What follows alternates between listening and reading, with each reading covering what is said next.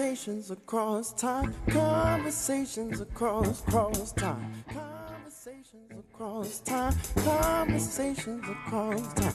Conversations across time. Conversations across time. Conversations across time. Conversations across time. Conversations across time. Conversations across time. Conversations across time. Good afternoon and welcome to today's program. I'm Richard Watson. I'm artist in residence at the African American Museum, but more importantly, I am here as a member of the Philly Cam family, a member of the Freedom Fighters, Philadelphia Freedom Fighters, Cecil B. Moore Freedom Fighters. And I have the great, distinguished pleasure today to interview and talk to one of my most admired actresses and dancers and civil rights activists, Miss Eartha Kitt. Welcome to Miss Eartha Kitt. Thank you, Richard. I like to bring people up to speed on who you are and where you come from and how you became who you are, because I think they broke the mold when you came out, and your beginnings came out pretty rough. You were born in South Carolina, that is North, South Carolina, and coming up in a period of time in the beginnings of the 20th century, or the middle quarter of the 20th century, first quarter of that, you had some issues, I think, with your mother and your father, and some things that you weren't even aware of, and it helped to, I think, give you something more so than take something away. We'll talk about that for just a quickie. Absolutely. Thank you so much for having me today, Richard. Yeah. One thing in particular, I was born to my mother, and my father was Caucasian, and we never had a relationship. I was not raised by my mother. I was actually raised by family, if you can call it that, because I always grew up in a place where I felt like no one wanted me. My mother remarried, and her husband did not want me in the home, so I had to live with family. And so growing up, I always felt a disconnect, because here I was living in this world where people called me a black woman. When they saw me, I was black. But really, I had two pieces, a part of me, but I never felt whole. So I was growing up in a space where I was constantly trying to identify or find who I am and express myself or be heard or be seen, when everyone would say, "Eartha, go away, Eartha." And I didn't want to do that. I wanted to be seen. I wanted to shine. So it was very difficult growing up in the way that I did, I think. And through those challenges, I think that really helped to kind of cultivate who I am, who I was. And so, you know, a major break point for me was, through the struggle, was, you know, having this opportunity to work with Katherine Dunham. And so when I had this opportunity, I didn't know if I was going to get the part. I walked in, I danced, and so it was just this big turning point in my life as Eartha Kitt. And that was like my first official gig, to be out there in front of the stage, in front of the world. Okay, but before that, before you became the Eartha Kitt, in your early life, in developing, were you a loner? Did you have a crew that you hung with? Did you have young people like yourself who maybe had a chance to see and talk about what they would one day aspire to? How did that happen for you? I didn't have many friends, but I did work with young people in my life. And I remember, you know, when I was in Washington, D.C., I remember working with a group of young kids called Rebels with a Cause. And so they lived in Anacostia, and if you're familiar, are you familiar with Anacostia? Oh yeah, I've been there several times, you know, as an artist and as people in general, being a DC Southerner halfway, absolutely, you know, into the hip thing. Yeah, DC cool. is kind of, it's weird because DC is either considered North, but it has a lot of Southern roots. A lot of people from DC, their family are from South Carolina and North Carolina. So I was in DC and I was working with the Rebels with a Cause. And these young people were amazing. They, you know, were cleaning up their communities. They were speaking up against war, against, you know, crime, against not having enough. And so working with them gave me that outlet in that ability to see what it is that is happening in our country and how it began to affect the youth. Yeah, and so you started your civic activism behind the scenes. You were not out with your fist waving campaign like a lot of us who were forging ahead in the 60s. And I think that when you are an activist behind the scenes and people don't know that, they see the monolithic ideal purry sex kitten kind of person, alluring persona that you come across with. But when you get down and dirty with the people and you have to go in the trenches and do your work, how do you make those kinds of transitions? Do you feel like when you're there you are not trying to be a personality? Are you raw and getting into people's issues the way they have to feel? Do you feel any of that attachment?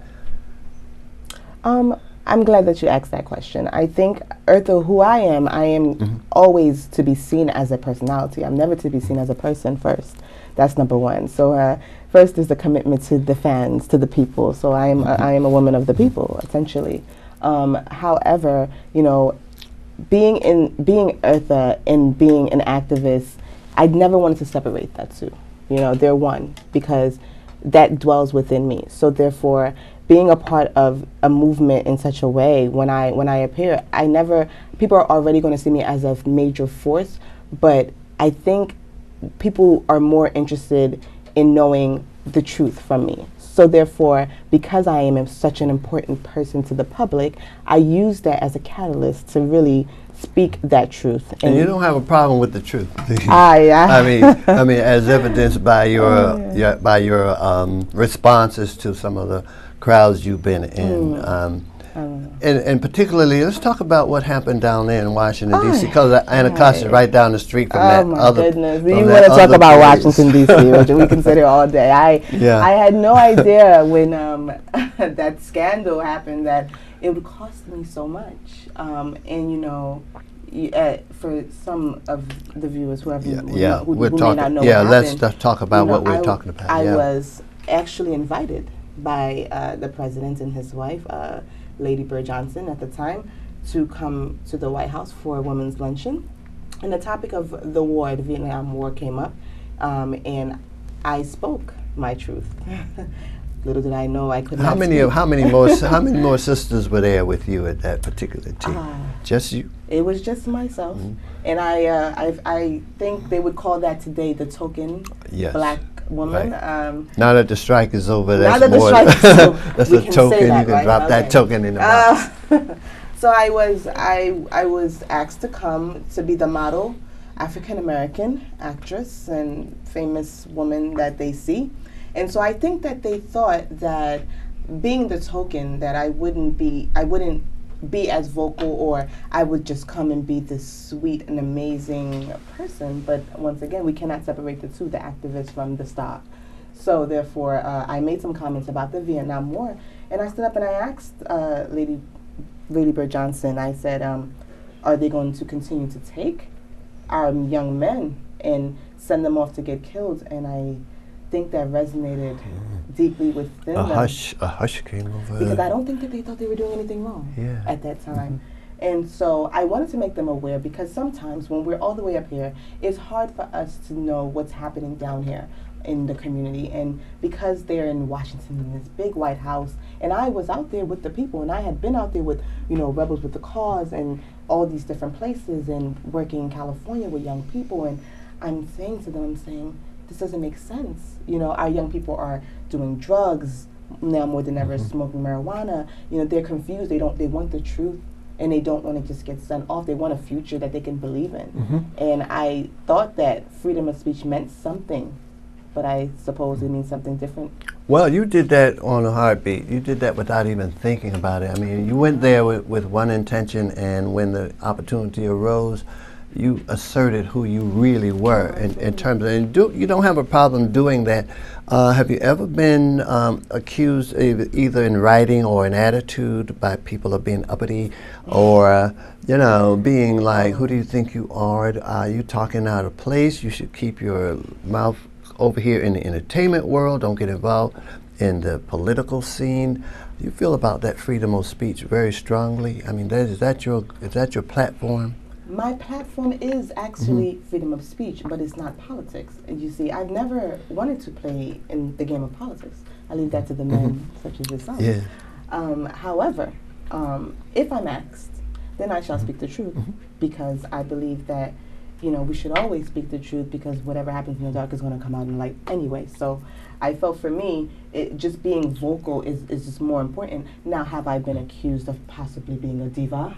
Perhaps. Well, yeah, you probably get convicted for that I one. think you so. know. Just sue me, popular, right? Yeah. But it's not about being a diva. It's more so about making sure that I am represented, and I am represented by me and not by someone else's idea. So how do you correlate that to the women's movement or the feminist movement? Is that a part of your sub agenda? Would you say they could call on? Could they call on? Agenda, these Well, words, can they agenda. call on you to say we need your support? Oh, absolutely. I think the women's movement can call on me for support. The LGBT community can call on me, because as a woman who's always felt disenfranchised, and someone who's felt like no one understands me, or I didn't belong, growing up, although the public is my family, the public does love me for the most part, when I'm not opening my big mouth saying political things. But being a part of that, I know what it feels like. Yeah. And I want to always make sure that I'm standing up for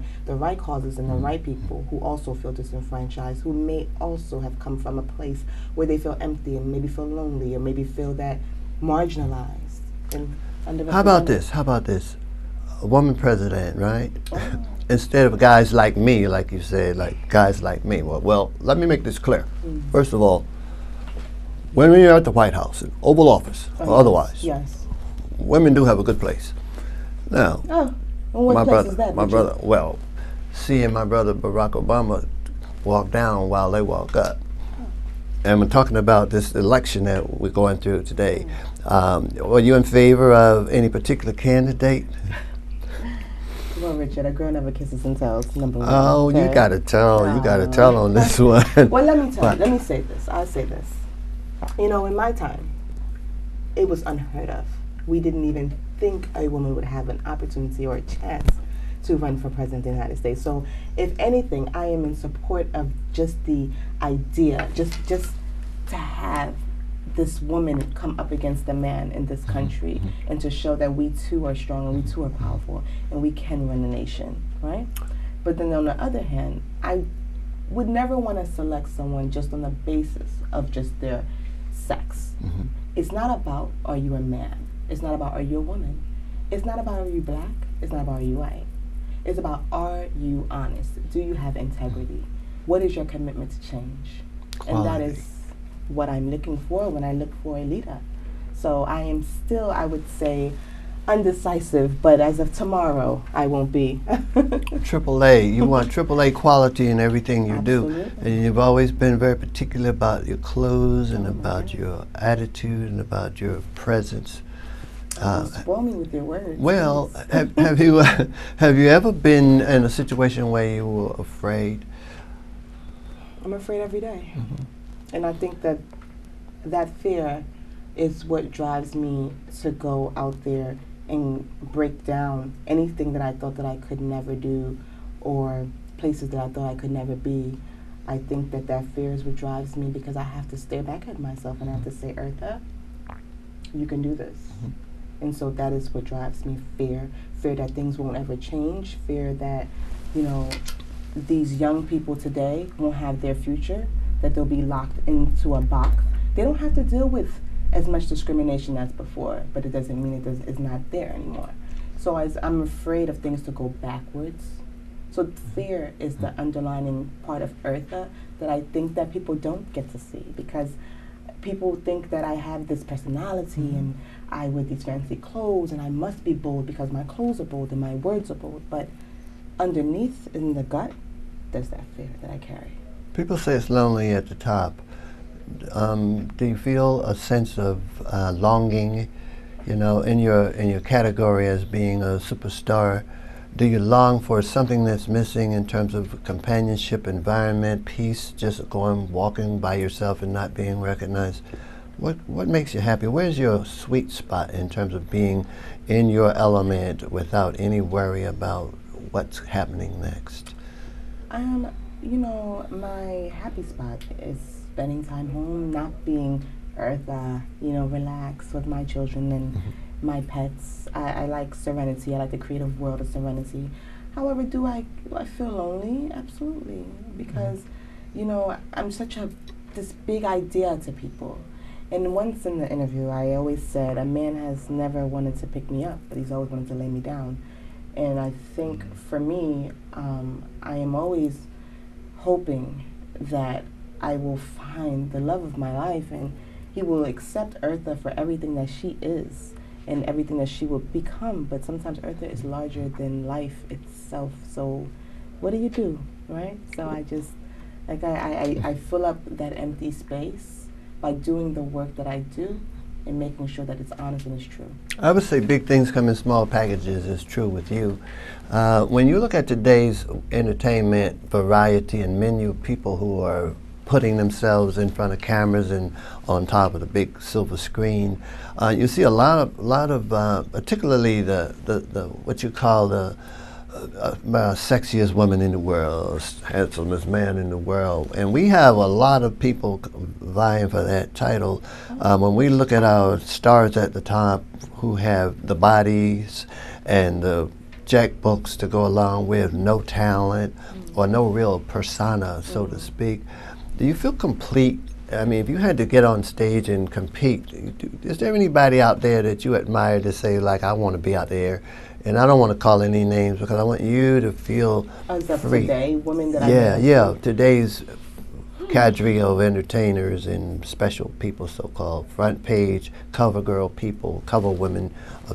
Who's your person?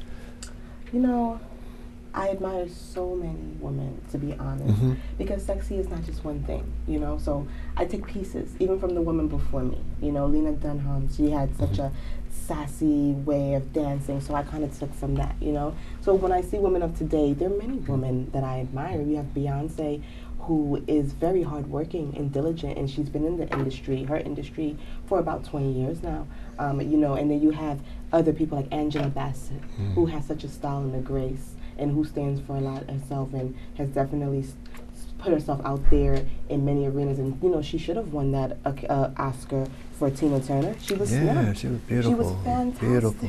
The quality of work. So when I think of women that I admire and sexy women, I look for women who are very strong, women who go up against the odds, women who are talented and creative, women who are very seductive and sexy and sassy in that way.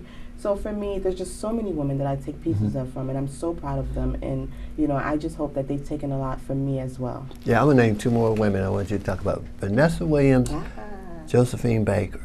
Oh yes. Now, just like earth-shattering, okay? Because Josephine Baker, as we know, similar to what you did in your own career, left the United States and went abroad. And got a totally. Had to leave. Tell me about going abroad and feeling like in the limelight, but also knowing what home was and where home is, and is home where the heart is. Tell me about. Oh yes, home is definitely where the Tell heart me is. about that. Because I created a home overseas as well, as you know from my comments. My career was stalled for many years, so I went overseas to earn my living and still keep that Eartha name and that feel, because I was respected overseas. They had no issues with it. You were worshipped over I was there, too, okay. I right? was worshipped. Tell right, we'll say I was worshipped. And so I loved it, and I always enjoy my time overseas because overseas people are open-minded, and people overseas, they don't care about the color too much of your skin, more so they care about the content that you bring. And so they were fans of me. Who knew? They were massive fans. And so I went over there, and I had so many friends, and it just made things very comfortable in a sense for me. I felt like I didn't have to fight for everything so hard. Like I fight here to belong, to be seen. And even though I had a name here, it was still a challenge breaking through. So I created a home overseas. Yeah, Definitely. well, we were talking earlier about art and life and entertainment and the whole spectrum of what inspires us to become. Eventually, we evolve from a beginning of some meager inspiration, and then we work on that, and then we develop something, and then all of a sudden we're unstoppable. But there's always some room to grow, and we were talking about the visual, how the visual is translated into the material, how you take something that you are impacted by. And we talked about the civil rights movement and some of the things that I was bringing up about the 3 young men who were killed in Mississippi trying to get people to vote. And that was my turning point in my own creative life, you know, to have a theme that sort of kept reverberating, and then from there grew other aspects of the struggle of people in America, particularly African Americans in the 60s. The 60s is like no other time in the universe. Everything was just expanding and reverberating, and just almost like a mushroom cloud. And so the aesthetics, the Black Arts movement, the literary thing, everything was growing, and people were bumping into each other with talent. Did you have to struggle to see your talented path open? Martha Graham and Catherine Dunham and people like that were into a dance style that gave you something to go toward more so than to struggle with, because it seems like you had it from the beginning. You had it from the beginning. It was innate. I think you know, the opportunities, there were some opportunities that were difficult to break through, but the talent at the core, it's within you. You have to kind of pull it out. And like you said, from these experiences that were happening in America, I think that I wanted to tell my story, my pain, through the music, through the dance, you know, through the films. And also, I also wanted people to not always feel that pain. So there were times that you can just go see an Eartha movie and it should make you feel good, make you want to go love, you know? I think that that was also my mission to do, to kind of bring rest to unrest. That kind of makes sense.